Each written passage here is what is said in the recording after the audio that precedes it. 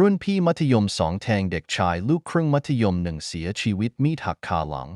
ศพนอนตายตาไม่หลับเผยสาเหตุลงมือมองหน้าถึงกับฆ่ากันตายเมื่อเวลา 20:30 นาทีของวันที่ 10 ธันวาคม 67ร้อยตำรวจโทสันติชนหุมอาจรองสารวัตรสอบสวนสถานีตำรวจภูธรสัตหีบได้รับแจ้งมีคนถูกอาวุธมีดแทงเสียชีวิตหน้าร้านขายของชำหมู่10 บางเสสัตหีบจังหวัดชลบุรีหลังรับแจ้งได้รุดไปตรวจสอบพร้อม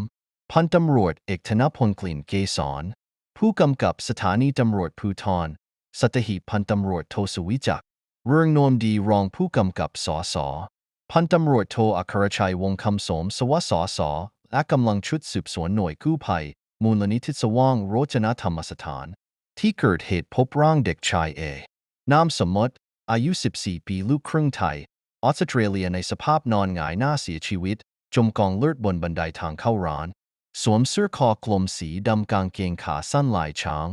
บริเวณแผ่นหลังมีมีดปลายแหลมปักคาหลังเกือบทะลุหน้าอกและพบด้ามมีดสีดำที่หักจากมีดตกอยู่บนถนนหน้าร้านของชำโดยมีผู้เป็นแม่และพี่สาวผู้ตายยืนร้องให้ด้วยความตกใจกับเหตุการณ์ที่เกิดขึ้นจากการสอบถามนางสาวดารณีอายุ50ปีผู้เป็นแม่ทราบว่าเห็นลูกชายเดินออกมานั่งเล่นในหมู่บ้านแต่ไม่ทราบว่าออกมาร้านของชำหน้าหมู่บ้านตอนไหนเห็นแต่เล่นเกมในโทรศัพท์กับเพื่อนแต่บอกกับแม่ว่ามีเรื่องกับเด็กโรงเรียนเดียวกับชั้นมัธยม2ส่วนลูกชายอยู่มัธยม1ก่อนมีคนมาแจ้งว่าลูกชายถูกแทงตายที่หน้าร้านของชำสอบถามพี่สาวผู้ตายกล่าวว่าหนูไม่รู้เป็นเขาหรือเปล่าไม่รู้ว่าทะเลาะอะไรกันแต่น้องชายบอกว่ามีรุ่นพี่ที่โรงเรียนมัธยม2มาด่ามันโดยน้องชายให้ดูข้อความที่รุ่นพี่ม2พิมพ์มาด่าว่าประมาณพวกมึงทุกตัวกูเจอได้หมดก็เลยบอกน้องชายอย่าไปสนใจอย่าไปใส่ใจปล่อยไปหนูไม่รู้จักแต่รู้ว่าคนนี้อยู่โรงเรียนเดียวกันโดยจากการสอบถามและพูดคุยกับผู้ปกครองที่เด็กผู้ก่อเหตุมาเล่าให้ฟังทราบว่าตัวเด็กกับคนตายมีเรื่องกันภายในโรงเรียนมาก่อนหน้านี้โดยผู้ตายอยู่ชั้นม.1 ผู้ก่อเหตุอยู่ชั้นม.2 สาเหตุประมาณคนตายมามองหน้าเหมือนหาเรื่องจึงมีการระทายกันจนวันนี้ได้มีทักแชทออกมานัดเคลียร์โดยผู้ก่อเหตุขี่จักรยานยนต์ออกไปหาก่อนจะมีปากเสียงและชุดละมุนชกต่อยกันก่อนจะแยกย้ายโดยผู้ตายขณะเดินทางกลับไปที่ร้านขายของชำปากทางของเข้าหมู่บ้านผู้ก่อเหตุจึงวิ่งติดตามไปก่อนจะชักมีดแทงเข้าด้านหลังจนล้มก่อนจะขี่จักรยานยนต์กลับบ้านโดยใดไม่คิดว่าการแทงในครั้งนั้นครั้งเดียวจะทำให้ถึงแก่ความตายเบื้องต้นเจ้าหน้าที่ได้นำร่างผู้เสียชีวิตส่งยังสถาบันนิติเวชโรงพยาบาลตำรวจกทมเพื่อชันสูตรหาสาเหตุการตายที่แน่ชัดและต้องผ่านำปลายมีดที่หักคาในตัวออกมาประกอบหลักฐานทางคดีโดยในที่เกิดเหตุเจ้าหน้าที่ศูนย์พิสูจน์หลักฐาน2ชลบุรีได้ลงเก็บหลักฐานในที่เกิดเหตุ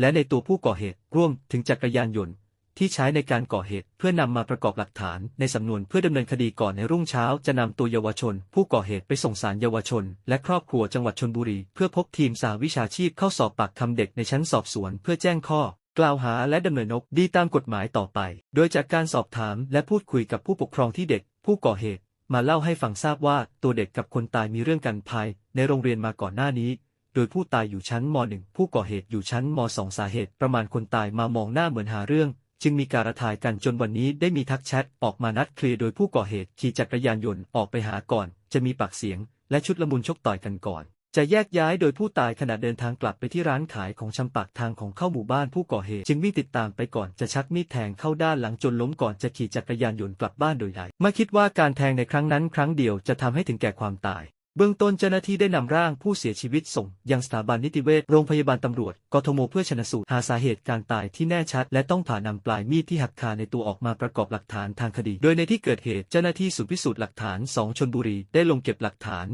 ในที่เกิดเหตุและในตัวผู้ก่อเหตุร่วมถึงจักรยานยนต์ที่ใช้ในการก่อเหตุเพื่อนำมาประกอบหลักฐานในสำนวนเพื่อดำเนินคดีก่อนในรุ่งเช้าจะนำตัวเยาวชนผู้ก่อเหตุไปส่งศาลเยาวชนและครอบครัวจังหวัดชลบุรีเพื่อพบทีมสหวิชาชีพเข้าสอบปากคำเด็กในชั้นสอบสวนเพื่อแจ้งข้อกล่าวหาและดำเนินคดีตามกฎหมายต่อไป